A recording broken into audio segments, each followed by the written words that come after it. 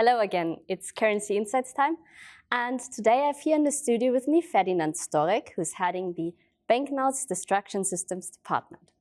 Ferdinand, we will speak about banknotes and how to treat them at the end of the life cycle. First of all, how are the powerful images from the beginning relate to the disposal of banknotes? Well, it might seem a bit far-fetched, but it's the power of air turbulence at very, very high speed, like in a tornado, which allows us to decompose a banknote down to its single fiber. With pure physics, we are now able to destroy large volume of cotton-based banknotes as well as hybrid banknotes down to its single fibers. And single fibers of cotton or cellulose are the basis for repurposing of banknotes. What are then more sustainable ways of, let's say, repurposing unfit banknotes? We identified as a very, very promising format a single cotton fiber. The reason is quite simple. With a single cotton fiber, you have the basis for many, many applications, especially when we talk about applications which are paper-like, boxes, cardboard, paper, and so on. However, because of the high wet strength of the banknote, because the banknote has to survive in our daily life, it's quite complex to tear them apart. And most known applications we have today are always including a lot of chemicals or a lot of water. This is why we innovated the banknote fiber extractor to decompose large volume of banknotes down to single fibers.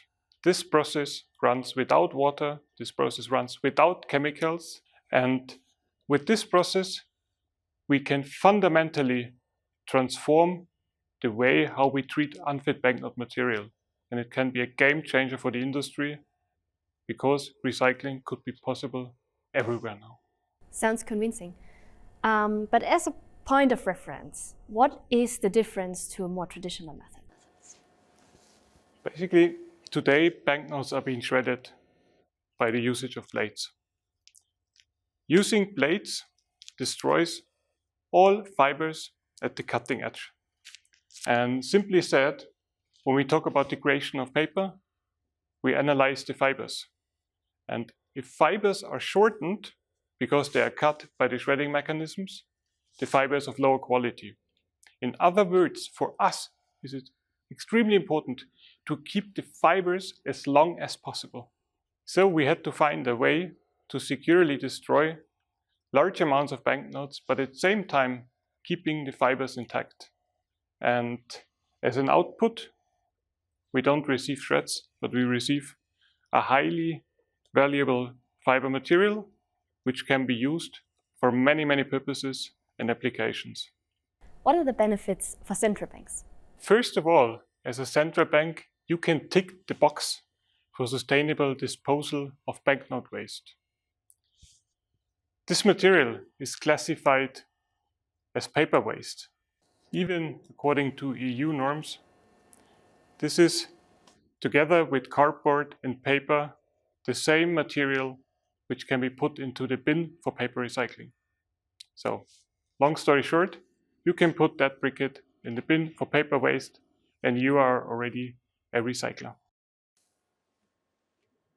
Additionally, by offering a valuable and sustainable material, you can become a recycler and contribute to producing new products out of that banknote fiber material. For instance, coasters for your drinks. It's theoretically a win-win situation for all involved parties. Anything you wish to add at the end? Let's go back to the shred sizes from the beginning. Today we talk about having shreds with the size of 6 to 6 millimeters. And if you now compare shreds to the material we get out of the banknote fiber extractor, it's a massive difference because you can't even recognize that it has been a banknote once.